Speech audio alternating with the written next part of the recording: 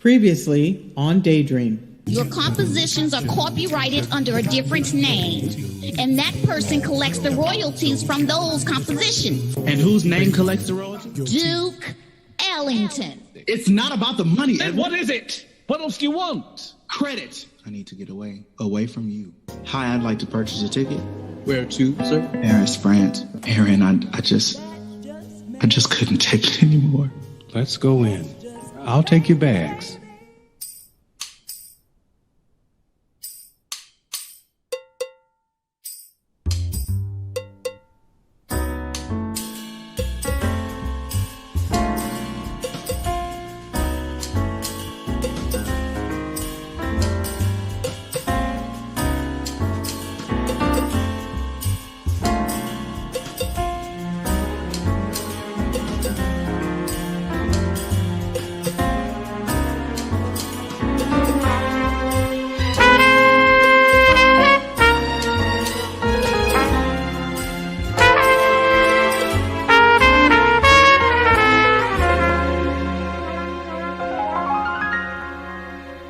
Aaron, réveillez-vous, réveillez-vous. It's morning already? But of course. I made breakfast. You did? Mm-hmm. Is it in the kitchen? No, I brought it to you, monsieur. Oh, breakfast in bed. I think he's a keeper. Here you are. Buddha, What? this is not breakfast. This is a martini. Breakfast of champions. I don't think that's how the phrase was intended. Actually, it's a Martinez. They're making a comeback. Hopefully my liver can make a comeback after last night. You have fun? I did. You haven't been in Paris for more than a week, and everybody treats you like royalty. Yeah. You're the star here. Old hat by next week, just you wait. Well, now that the weight of the world is off your shoulders, I don't intend to wait any longer. They love you here. I love you here. Stay. Move out of that place in New York. Start a life out here. Wouldn't that be something? It would be like old times. Do you remember when we first met? Sitting on that park bench outside of Duke's apartment? We were so young.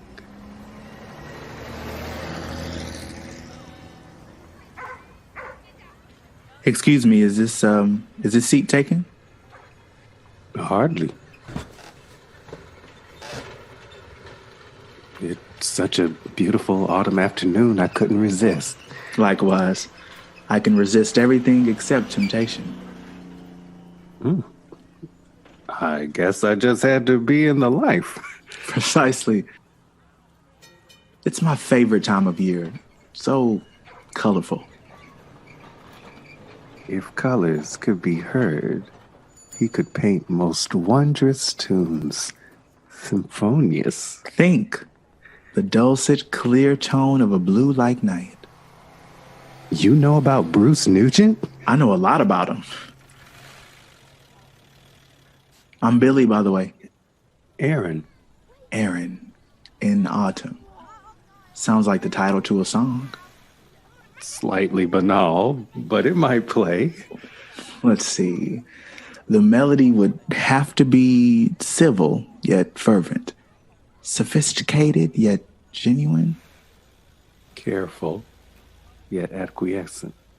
Splendid. So, tell me, where does Aaron in autumn live? I live down the street. Just moved here from North Carolina. You? Pittsburgh. How have you been enjoying the city, Aaron in autumn? Okay, yeah, enough with the Aaron and autumn. Okay, I'll stop. I'm having a wonderful time. C'est magnifique. Oh, parlez-vous français? Oui. C'est un bel long. Oui, je suis d'accord.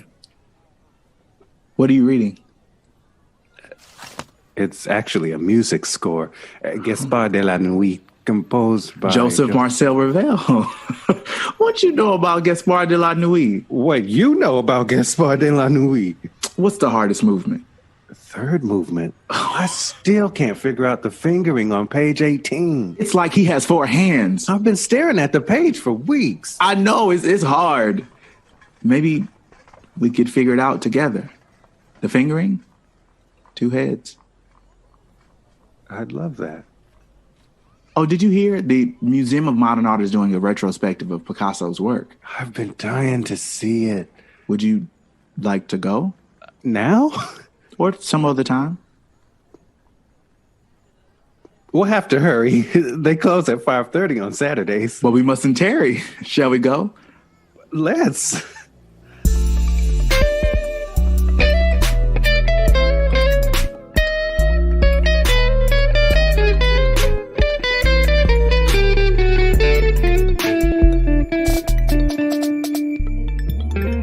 Morning, Mama. Morning. You headed off to work? You know it. Mom, I'm sorry. I took out the chicken so it could thaw. Mom, please. I put the lentils in the crock pot, so check on them before you go to sleep. Mom, I'm sorry. How could you say those things? I didn't mean it, Mama. Oh, yes, you did. You just didn't want me to hear it. I didn't want to hurt you. Hurt me? It hurt more to know you were walking around with those feelings, to know you were carrying that weight on your shoulders. Why didn't you ever talk to me about it? Don't you trust me? We talk about everything. I mean, come on, Mom. We talk about all the little things, not the big ones. And besides, I'm probably more accommodating than you. So what's the repercussion? Just stuff your feelings and suffer in silence? Oh, you didn't know? It's chapter 1 in the Black Middle Class Handbook. I think it's called Repress to Impress. Andre, how can you joke at a time like this? It's my coping mechanism. You learned that in chapter 2. All this time, I thought you stayed because you needed me. I'm the mother. I'm supposed to take care of you, not the other way around. I should have noticed. I feel like a terrible mother. Things were so much easier when you were little. You used to come to me for everything, and I knew how to fix it. I don't need you to fix anything. I just want you to be happy. Can I ask you something? Sure. Did you still love him? Did I love who? Why are you asking me that? Did you still love Dad? Of course I still loved him. I sat and watched you suffer in silence all those years. You gave up singing to spend more time with us. Did your love ever turn into regret? Love after 25 years doesn't mean the same thing as it did when we met, Andre. Of course I loved him, but I loved it turned into something else. What I'm trying to tell you is that I had already prepared myself. I had said my goodbyes. That's a part of love. Was I sad? Yes. Did I need someone to take care of me? Maybe for a little while. But I don't need you to take care of me, son. Mom, I'm not saying that you need me to take care of you. No, I need you to live your life. Rewrite that chapter in the handbook. Hell, I think it's time for the both of us to start living again.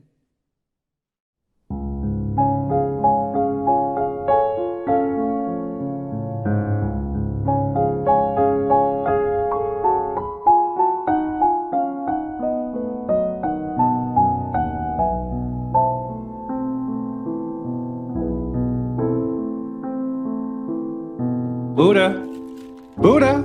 Oh, there you are. Perfect timing. There's this cocktail I've been dying to try. It's all the rage along the West Coast. Called the Zombie. Ooh. Both Jamaican and Puerto Rican rum. It's supposed to make you feel like the living dead. Is that a good thing? Not entirely sure, but I'm willing to find out. Here you are, sir. Thank you. A letter came in the mail for you. Oh, yeah? It's from my mother. Dearest Bill, I hope Paris is treating you as well as you've been treating me. A mink from Paris? Oh, I couldn't believe my eyes when I opened the package addressed to me. Come Sunday morning, Sadie Mae's gonna lose her religion when she casts even one eye on me and this fine first rate from Paris. I see the rain is slackening, which brings me to the state of your father's health. You know, your father and his habits. He is not well, Bill. I heard the doctor tell him he needs to put distance between him and that bottle. It's like the man set out to destroy himself.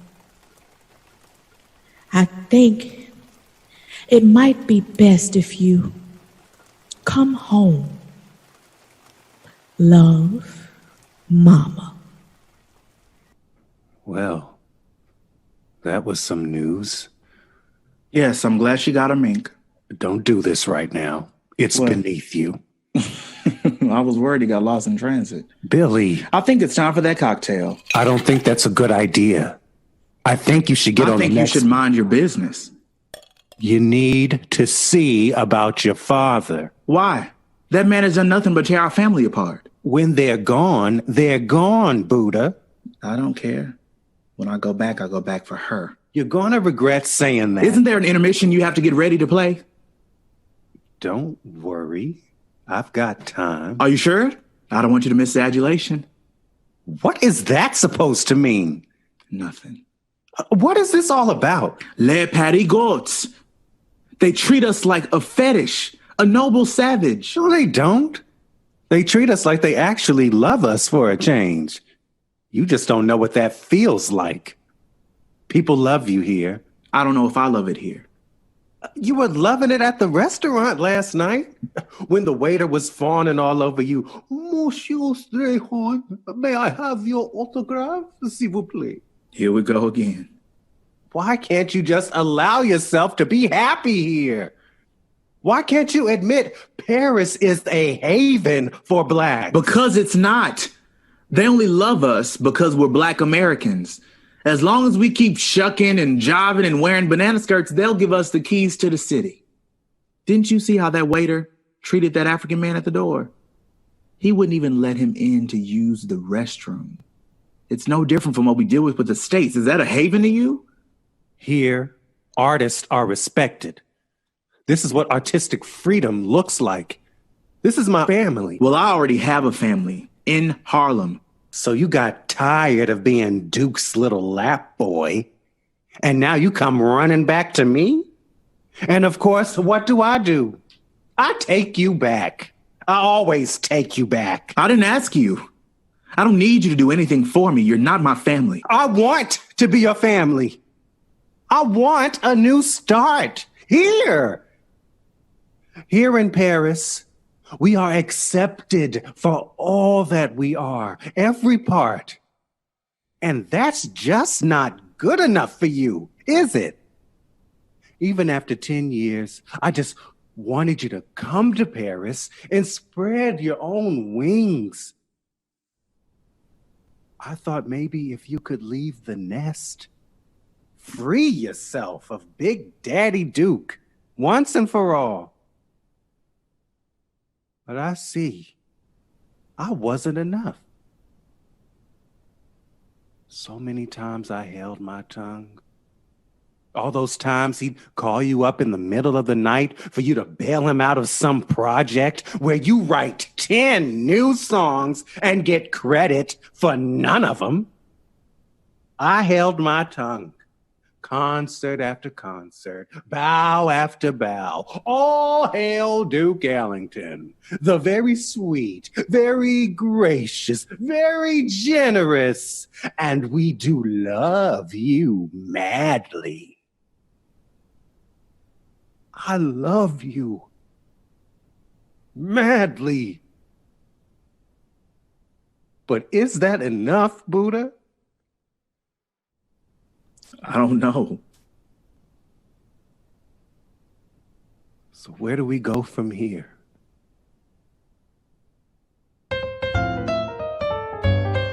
This episode of Daydream was brought to you by the Humanity Artists Collective and the DC Commission on Arts and Humanities. It was directed by Catherine Bentley, music directed by Reggie Thomas, stage managed by Anthony Powell, written by Barry Moten, Catherine Bentley, and Penny Moten. It featured the following performances in order of appearance: Ulrich Davis as Billy Strayhorn, Mary Miller as Lillian Strayhorn, Barry Moten as Andre Moore, Marjorie Thomas as Alice Moore, Edwin Brown III as Aaron Bridger. This has been your narrator, Penny Moten. Thank you for tuning in to this episode of Daydream. Be sure to listen to next week's episode, and remember, we do love you madly.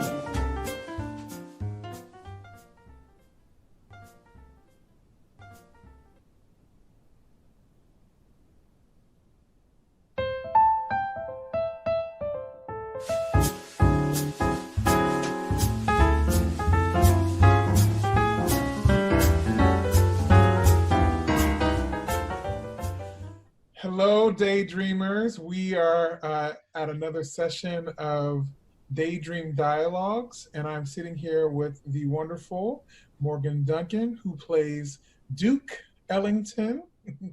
Welcome to our show, Morgan. Thank you very much. Happy to be here. I wanted to just start out by asking you, where you began and how you began to get into the arts as a whole. My parents were really big about introducing me to the arts when I was growing up. And so I saw a lot of stuff.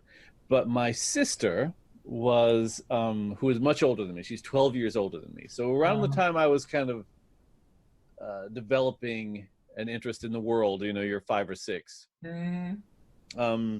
She went off to Howard to the drama department and came home and took me to see Man of La Mancha at the Fisher Theater in Detroit. What? And yeah, and it's interesting, this is going to come up several times, but yeah, I fell in love with it.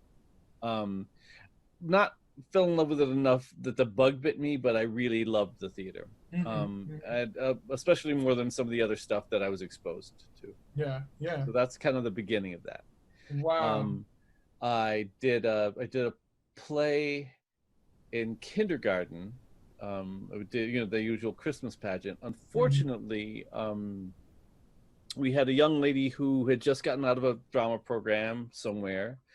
And so her idea was to do the entire Christmas story instead of just the fun parts. In kindergarten?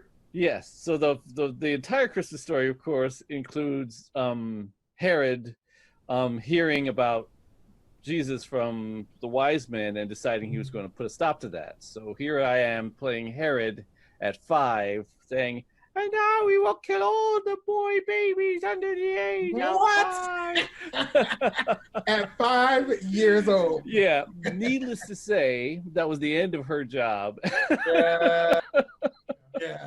So you graduated from Howard University. I did. And what was the next step after you graduated? I have, this is the thing that you're going to find out about me is I generally make these sort of plans. So my next thing was to develop a set of skills that I could use that would broaden me and ground me. So I wanted to do some children's theater. I wanted to do some physical theater. I wanted to do some classical theater, and I wanted to do these things and eventually my end goal was to be in the arena company. That was my dream. Go ahead. Has there been a favorite role that you've played thus far? Well, I first want to ask you, has there been a favorite Shakespeare role that you've played? And then also, has there been a favorite role that you've just played as a whole? It's funny that the last one first.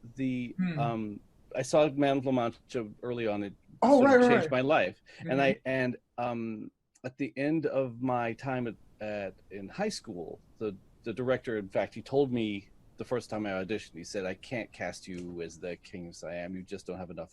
I was very skinny. Yeah. He said, "I can't do that. But if we ever do Man of La Mancha, it's your role."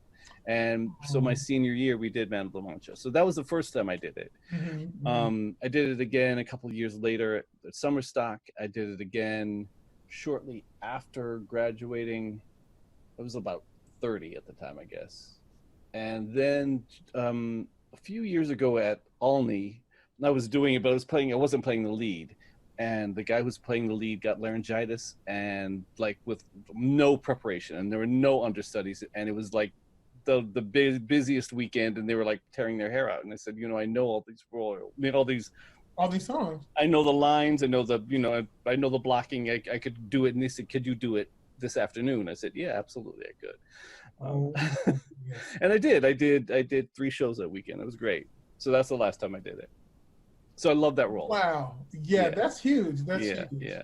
No, I'm not as familiar with that show. Like, I know the Impossible Dream. Does your character sing the Impossible Dream? Yes. Yeah, absolutely.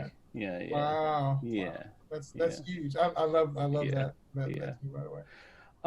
What about Shakespeare? I have played Othello 3 times. I hate that role. Really? I really okay. hate that play. Yeah. Is there a particular reason why, or is it just the? If you're going to do something like that, if you're going to, anybody who's acting, if you have to inhabit that role, and you have to sort of like, it's sort of like putting on a suit. You have to be in that suit, and that particular suit is lined with razor blades. It's a very uncomfortable, unpleasant trip to be on. I've done it 3 times. I have never finished a production of that. We're still speaking to the young woman who's playing Desdemona. I just haven't, because we, by the time it's over, we have had so much sort of angst with one another. Right. It's an awful ride to be on, but I think that's true of a lot of tragic characters. I liked playing Oberon. I played Oberon twice, and I liked playing Oberon in Midsummer Night's Dream. Yeah. Wow, that's really wonderful. Yeah. And there's that physical aspect of it too, with doing. Or do you feel like do you like to do physical things more, or like is that more? I do. I mean, I do like the physical stuff. I like the verbal stuff. I think if I were going to just pick one role that was my favorite, it would probably be something from a Shaw play. But really, yeah. Okay, so Capital Steps. How did you get involved with Capital Steps? I had been teaching for a while, and when the year after I stopped teaching, I did a show at the Kennedy Center for young adults, and that one was one of the guys who was in that with me was in the Capitol Steps, and we talked about it from time to time. And then he called me after that production was over one afternoon and said, "Hey, would you like to come and audition for the Capitol Steps?" I said, "Sure." When? He said, "In about 45 minutes," which is fine, except for I was in Baltimore. So, yeah, it was a great race. But this is back in the days when I was doing that stuff all the time. So I had my resumes and books and stuff in the car. So just walk in and do it. But and that was the end of that. They hired me, and I've been doing that for 18 years. Great. So shifting just a little bit, let's talk about the great Duke Ellington. Yeah. I don't know if you know him or if you've had any experience with him at all. No. I mean, I think I've seen the name somewhere. But no, it's fascinating. You offered me this role for last summer when we were doing it at the Kennedy Center, which is my first time playing that part. And I did some research and was fascinated. And of course, it's a Duke Ellington. If you're of a certain age, you're going to run into to Duke Ellington, it's hard to avoid, and I didn't want to. I know a lot more about him now than I did, but it's fascinating, and a fascinating life. And you know, we spend a lot of time these days trying to figure out when and how to separate the art from the artist. Do you know what I'm saying? Because everybody's got their stories, and not all of them are, you know, squeaky clean. I think the trap would be to play him like the villain or like the antagonist, and I don't feel as if there's a judgment upon him when you play him. You know? I think I totally understand him, and I feel like by the time we're coming to Duke in this particular production, we're coming to him late in his career or in the middle of his career. And I think a lot of the way he behaves, especially toward Billy, he behaves that way because of things that happened to him at the beginning of his career. I don't know if you ever watched that movie, The Cotton Club. Come on out with Richard Gere. Yeah, but I loved that movie. I saw that movie like 20 times. I really loved it. And I think we're seeing those little glimpses of Duke at a time when the world is a very rough and tumble place, and to hold on to any sense of dignity, to hold on to musicians who you know, to hold on to a band, to hold on to a style, to hold on to your self-esteem at that time required a bunch of strategies, and all those strategies are going to turn, you know, are going to be rough at some point. At some point, you're going to be embattled and need to protect yourself. Right? And I think that's what we're seeing more than just villainy. I want to talk a little bit about his relationship with Billy, you know, as a whole. What is sort of your interpretation of their relationship as you've seen it and as you've inhabited, you know, Duke? You know, I think that, and I think it's sort of a thing that happens with a lot of parents and children. You know what you wanted to be, or who you wanted to be, or how you wanted the world to treat you. And the world never treats you that way.